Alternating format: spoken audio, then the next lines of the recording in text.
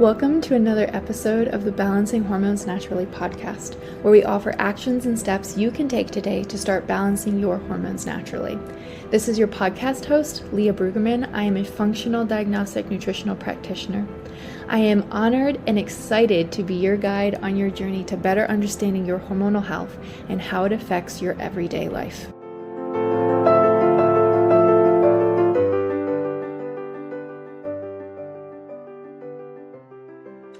Hello, ladies. Welcome back to another episode of the Balancing Hormones Naturally podcast. I have a super special guest for you today. This is Dr. Sonya Jensen. She is a naturopathic physician with a mission to change the way that women understand their bodies and themselves. She's been working with women for over a decade, inspiring them to be the best versions of themselves and helping them gain freedom from the chains of society, their hormones, and the mantra that continuously plays in so many of their minds, I am not enough, which I'm sure all of you can relate to because it's the Balancing Hormones Naturally podcast. So I would love for you to just share a little bit about yourself and what got you into the space of specifically women's health. Yeah, thank you. Well, thank you for having me on your show. It's such an honor. And this is just what I love to talk about because I think it really is so important. And women really are the center of their families and their communities. And I find if we can support them, we're really creating that ripple effect into the world, and especially our next generation, as a woman is the first relationship that any of us has. So if we can support her, I think we are really changing the trajectory of the world and our children. And so for my personal story, I always knew I was going to go into some form of health. And going through university, I studied cell biology and didn't really know which direction I was going to take, but I knew it was going to be some element of healing. And after I graduated, I was deciding between like occupational therapy and like working with young kids with special needs, to massage therapy, to physio. Like I just didn't know which direction, but I ended up doing massage out of various other reasons that you'll read in my book and my story about just kind of living out a life that I thought I was supposed to. So I was really making decisions from the head instead of my heart.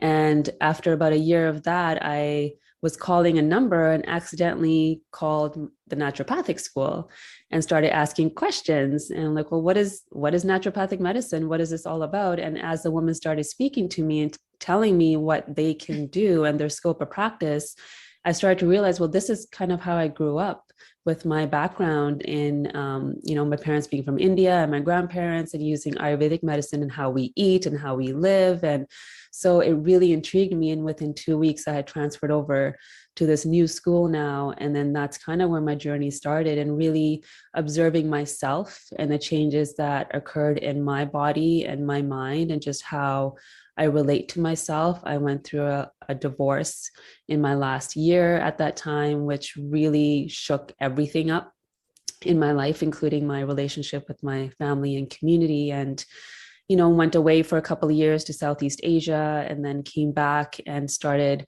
working. And initially I thought, I'm going to do more physical medicine because I was really interested in that. And focused more on that during my time at the school too. But I would always, even in my training, would get women showing up in their 40s and 50s, or you know how it is, like when you're starting to invite something in, or the universe is kind of speaking to you, like this is actually your path. And that was really the trajectory that allowed me to see myself more in them. I knew that if I didn't change what I was doing or how I was living, I would be that woman that was sitting across from me, talking about her menopause, talking about getting a divorce at that time, talking about how she's lived for everybody else but herself. And when I came back and started again attracting these women to myself, I just knew that this was not only for the community, but they were showing me how I needed to heal. And that's what pushed me into my journey, which then came full circle. And since then, I've been working with women and their families.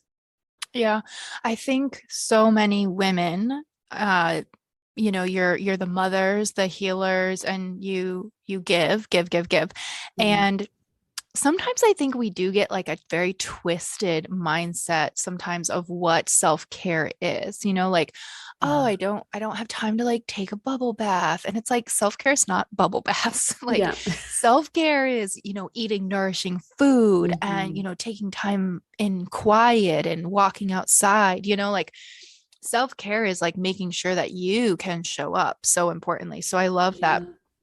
when you talk about women with their hormones, um, I really loved how you talked about like taking those moments of quiet and watching your mindset because that's the last thing that we always think we need to change. Like, just give me my new diet, just give me my new Yeah. supplement protocol. So, what kind of helped you step into like, okay, yes, we do need nutrition and supplements, but we also need the mindset and we need to have, Mhm. that healing as well.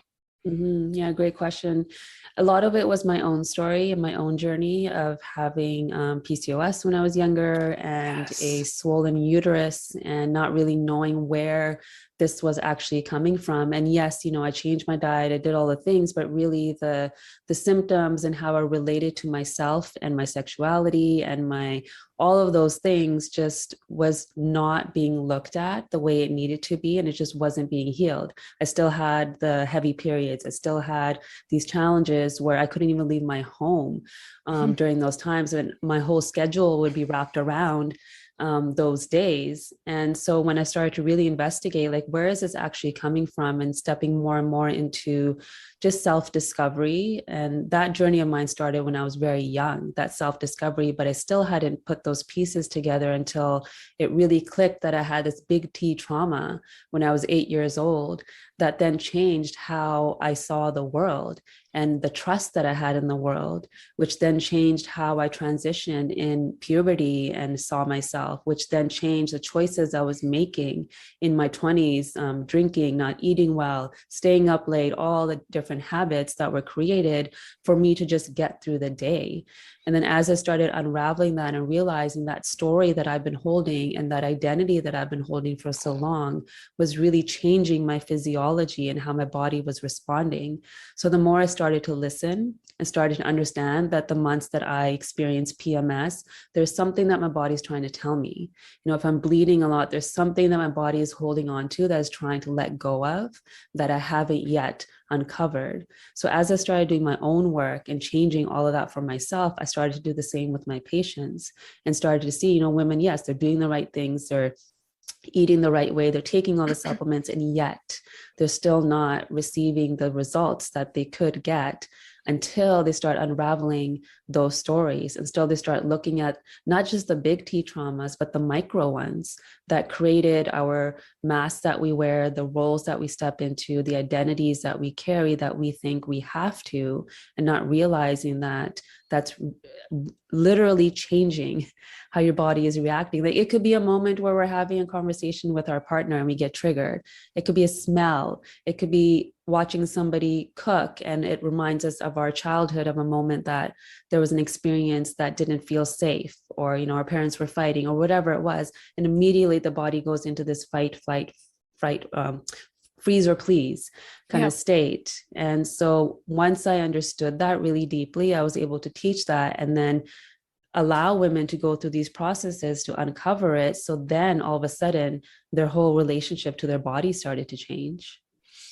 Yeah, I love how you brought up PCOS because I think PCOS is one of those diagnoses Mm-hmm. where as soon as they hear it, they automatically go, "Oh, I'm infertile. I'm never going to be able to Yeah. lose weight." Like we step into that identity of I am PCOS, and instead of like, no, this is, not you. And there's so much that you can do about that. So I love that you brought that up because I know that in particular I see with all of my clients is something where they take on that identity Yeah. of your diagnosis. And I know, women going through menopause or perimenopause, like same thing or anything. As soon as we get a diagnosis, even though it's nice to have like a name to put to our symptoms. We tend to take on that diagnosis and like that is, who we are going to be. And we start shaping our decisions around that. So I think that's really, really important. Mm-hmm. So let's talk about when you were talking about heavy bleeding, your body's trying to tell you something. So how do you do that when you're with your clients and showing them that your period is your fifth vital sign, your Mm, symptoms aren't just there for you to take a pill and be like, no, no, no, be quiet. Like rewrite that narrative, because that's what we're yeah. taught. You have a headache, take ibuprofen, right? Yeah. Yeah. That, I mean, that's driven into us even with our cycles when we're very young, right? As soon as a Yeah. woman gets her period, instead of seeding in her that this is her superpower, we're seeding in them that this is something of inconvenience and it's something that you have to dread every single month. So I think the first Mm-hmm. thing is changing that relationship to our cycle and understanding that it is something that is actually a real gift for us and it's a way our body gets to cleanse every month. So education first, right? So I usually talk a woman through her cycle. So if she's a menstruating woman, I will teach what is happening in that first half of her cycle and what the body is actually requiring of us, what kind of nourishment it's requiring, what kind of foods it's requiring, what Yeah. movement is necessary, and also our relationship. So in that first half, after we've already bled, we are more inclined to be external because that's Yeah. what the energy body is requiring. We may feel a sensual too because, ovulation is going to happen, testosterone is going to start going up. And so Yeah. the whole idea around that first half is to get you ready and fertile for that moment. So you Mm-hmm. may feel, a bit like you really want to be out there, your projects and stuff, like you feel more creative, like there's Yeah. all of that going on. And then come ovulation, if there's no pregnancy, then, your hormones drop, progesterone needs to go up at this point, and that's our nurturing hormone. And so this is where we want to go more internal. We want Mm-hmm. more nourishment. We want to change the way we move. We want to change the way we eat. But our lives don't operate in that rhythm. Yeah. So And we that's are so cyclical. out of sync, right? We are so Yeah. out of rhythm and out of that connection with what is supposed to happen. So we have these expectations like, why is my libido so low in the second half of my Yes. cycle? And then we start shaming ourselves. So Mm-hmm. when we start to understand what's supposed to happen, how we can get back into rhythm, what decisions we can make every day that's going to serve our constitution, that's going to serve our hormones, then we can start to kind of uncover, okay, where is the balancing act here? What blood work do I need to do? What urine Yes. tests do I need to do? What do I need to investigate? That, okay, maybe my liver is clogged up. Maybe it's coming from my gut connection and my Mm-hmm. mind connection. So we can work on that physiology. And then once the energy is there, then we step into that mind body and that Mm-hmm. emotional body. So heavy periods, clots, often there's estrogen dominance. So why do we have estrogen dominance? So questioning, right? So Yes. is it what I'm eating? Am I eating pesticide-filled foods, hormone-filled meats, my environment, the makeup I'm wearing, the products I'm using for cleaning, what am I cooking with? So then we just start to unravel these things that we do have control over, right? Mm-hmm. And then as we Yes. do that, we can start to make slow changes and we can start to uncover, like if I have endometriosis, maybe there was a moment in my life where I didn't feel safe. So why is my reproductive system reacting and responding to its environment like this? So then we can start to go into those stories once a Mm-hmm. woman feels safe enough to, so then we can start releasing them so they don't have this hold on us for the rest of our lives. Oh, so important. Follow, like, just keep digging deeper. I mean, Yeah. I hear it all the time, and I think we're just so indoctrinated to be like, oh, I have symptoms of estrogen dominance. Great. What supplement can I take for that? Instead of what's causing it? Or like, you have low progesterone. Great. There's a progesterone cream I saw at the health food store. That's like my Mm-hmm. personal pet peeve. Is progesterone supplementation, because it's like, what is causing it, and if Yeah. you just keep suppressing that, it's going to crop up in other areas of your life and be like, hey, I'm still trying to get your attention here. Yeah. um so I just love that you really start with, let's dig deeper, and then let's retrain, which I think is Mm-hmm. so important. I want to step back for a second, actually, and talk about one of the topics you cover in your book, which is about how stress and trauma in your childhood can shape your hormone blueprint. Mm-hmm. And I just really want to chat about this because I know that a lot of women tend to think it's all genetic. Like, Mm-hmm. my mom had horrible periods, I'm going to have horrible periods. My mom struggles to lose weight, I struggle to lose weight, instead of looking at that environment that we keep passing down to our kids. So Yes. could we dive into that a little bit? Yeah, for sure.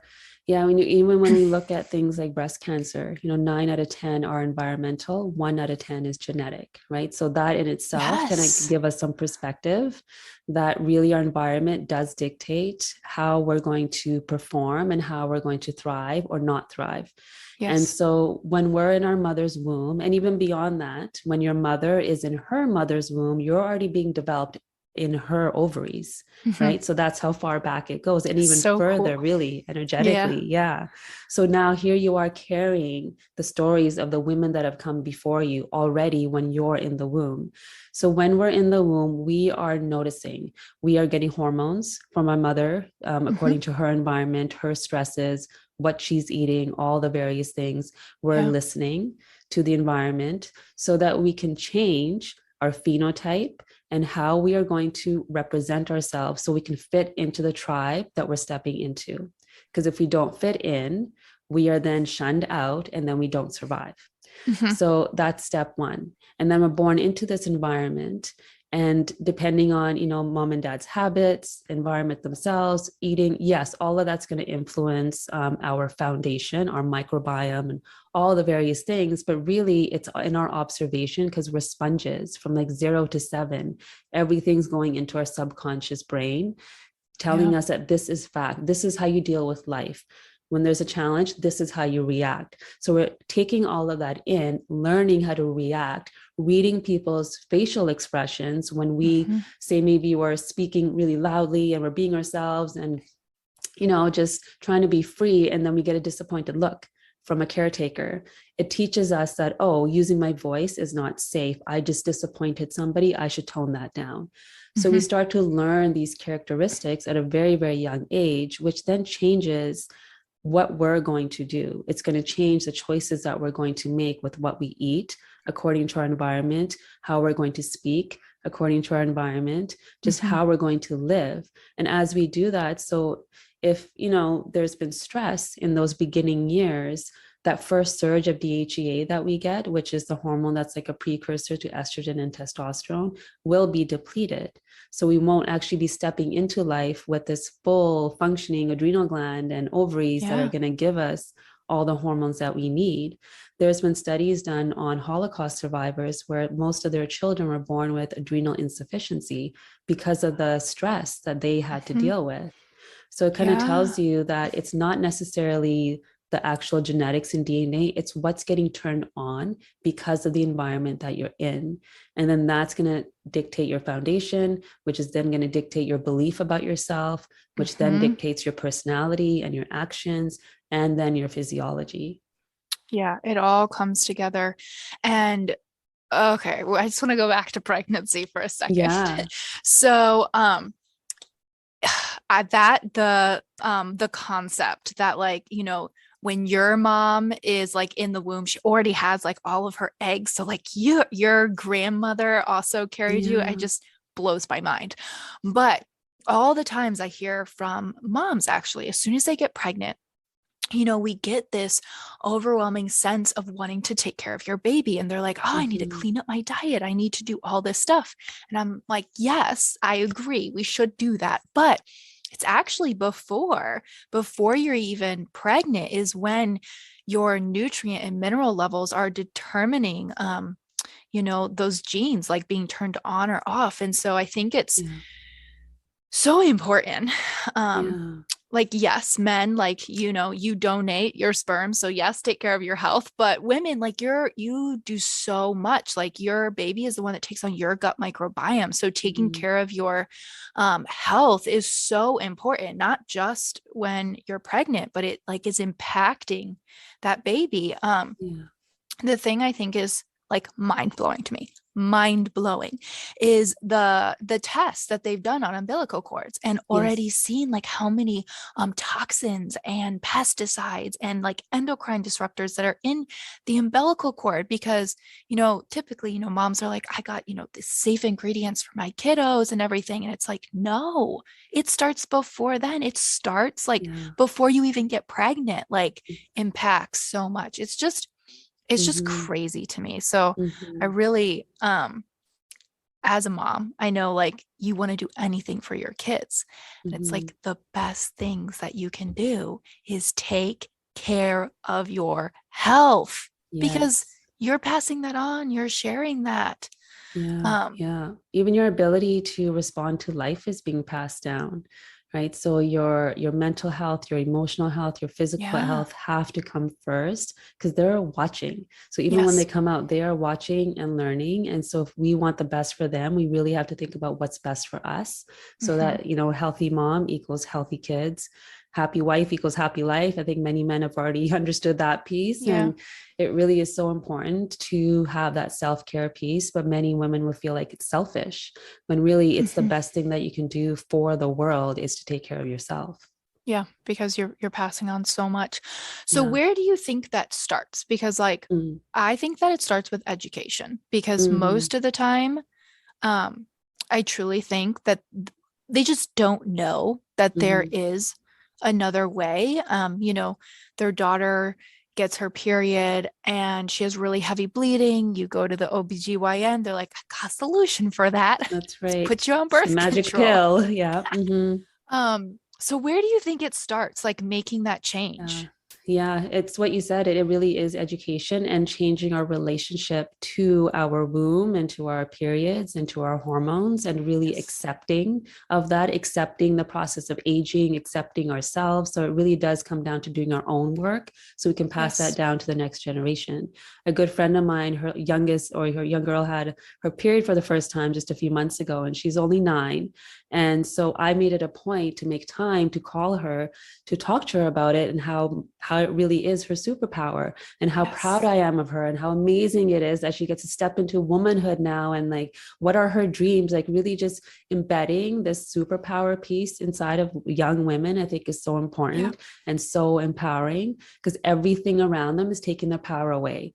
Everything Yes. that's telling them in media, social media, like you are not enough, you need this type of makeup, you need this kind of butt lift, you need this kind of this in order to fit in and be beautiful. But if we embed that in them from a young age, and we have to model that first, so that Yes. self-acceptance really is first. And not this isn't just education for women, young women, it's also for the young men. I have 2 young boys.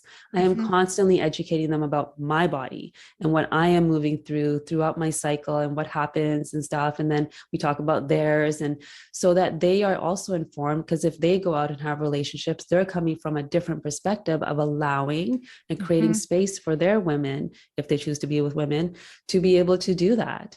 Right. So I think open conversations are really important and being able to just talk about it without shame. And so that Hmm. comes down to doing your own work.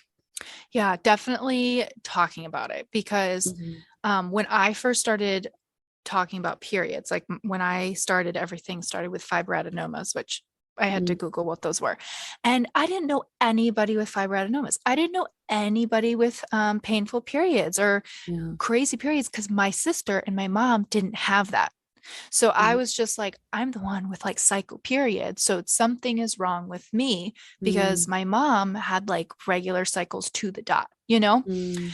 And as I was talking about it and learning more, everyone's like, oh, yeah, I've had that too. Or I have really painful periods. And they come out of the woodworks when all of a sudden you feel like, oh, wow, like this is really common. Like a lot of women deal with this. Like we can make this change. So Yeah. talking about it and it is the first step, be educating and Yeah. just, it's Yeah, so not that you don't feel TMI. alone, Yeah. right? And that happens so much, especially right now. Like 1 out of 6 couples in the US and Canada have infertility challenges, Yes. and yet nobody's talking about it, right? So the more we talk about it, the more we can really be in that space of community and support each other instead of being in competition where we will step into compassion so that we Yeah. can create solutions together instead of trying to hide ourselves out of shame.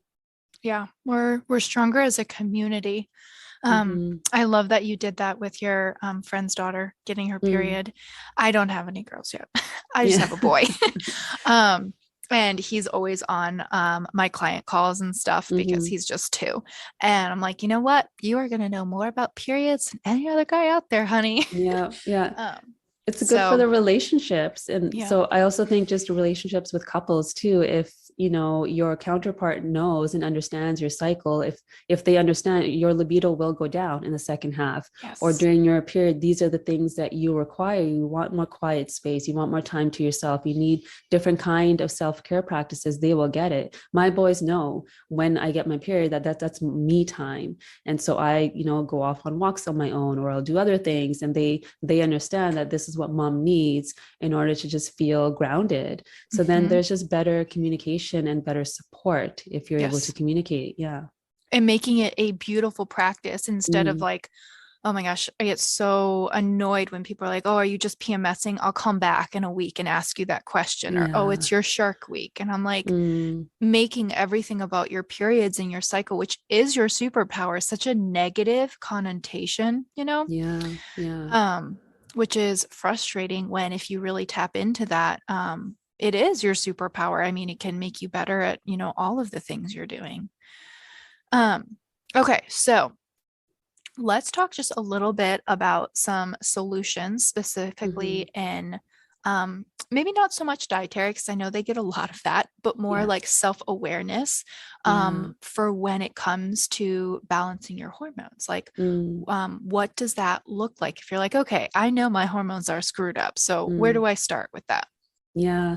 So the first is, like you said, awareness. So understanding when we're having some of those thoughts, like we have 60 to 80,000 thoughts a day, that we don't have to attach to every single one, and knowing that many of them aren't really coming from our own psyche. They're coming from past patterns, past beliefs. And often we're in this moment, but we're actually reacting from a moment before, not so much about what's going on in this moment here.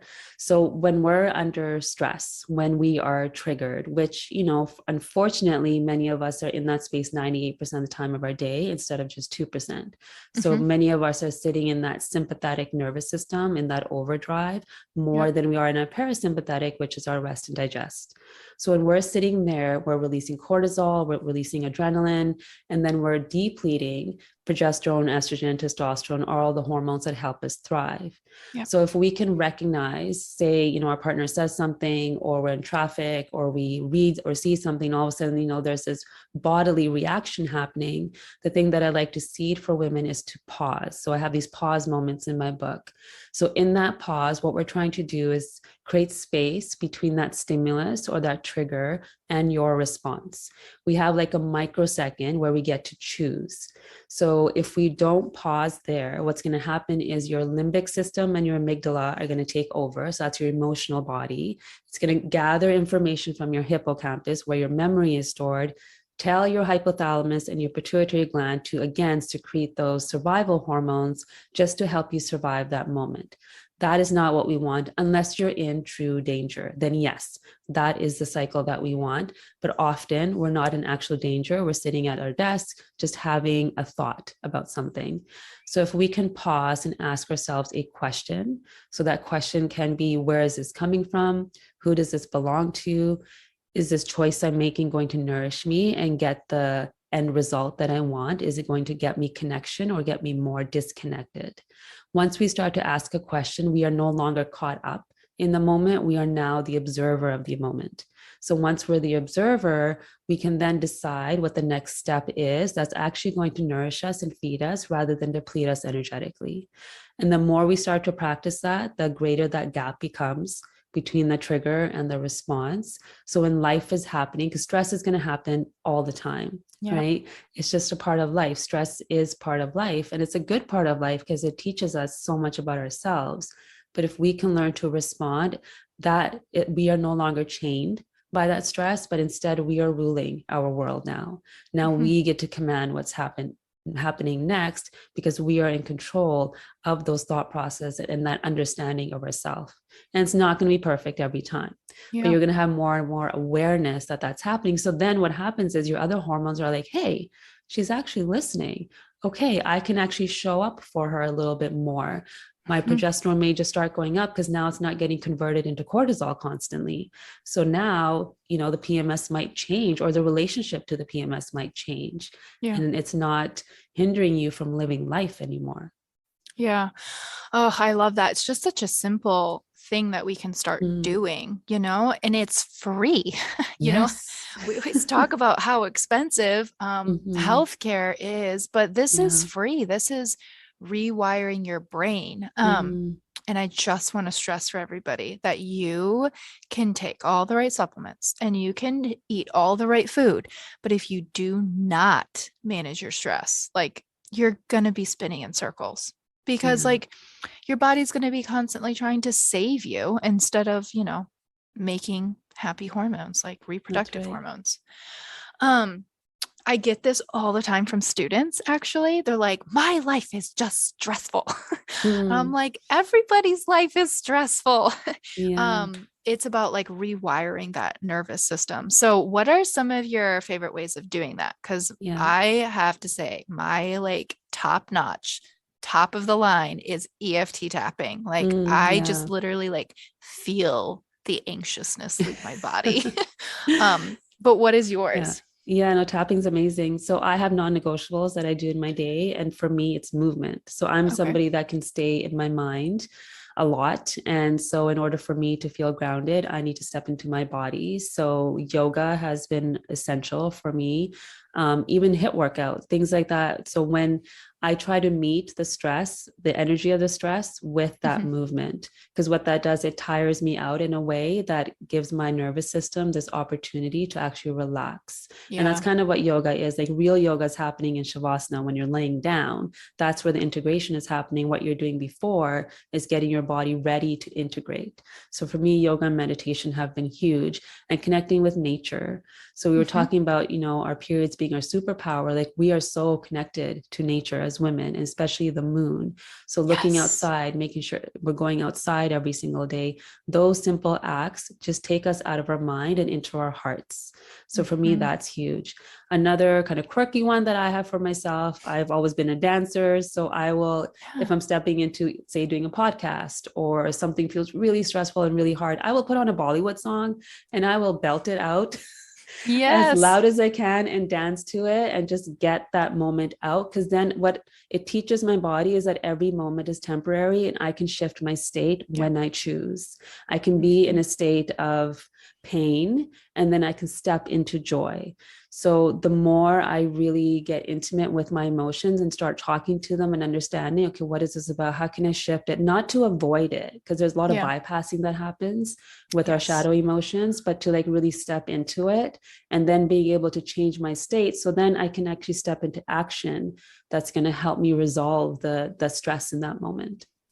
Oh, feel it. Yes. Mm. Because yeah, everyone wants to be happy. Like we'd all Mm-hmm. like to be happy 100% of the time, but it doesn't really work that way. um, No. and we do have to feel those emotions. And I almost think about it as it's not like when you're working on your mindset. It's not that you're going to be happy all the time. It's not that Yeah. everything's going to be perfect all the time.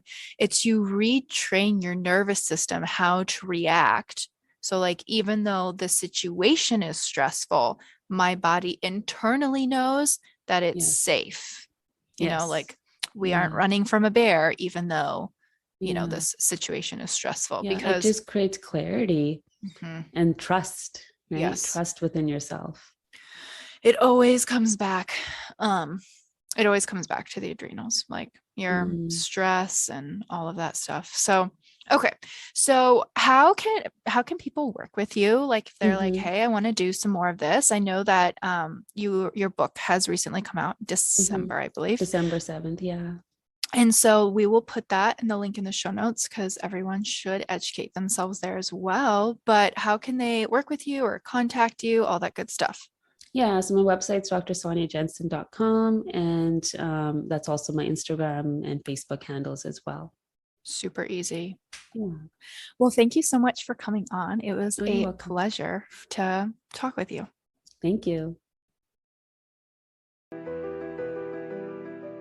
Thank you for listening to today's episode of Balancing Hormones Naturally. If you found this helpful, I would love for you to share it with a friend and post it on your stories and tag Balancing Hormones Naturally podcast so we can get this message out.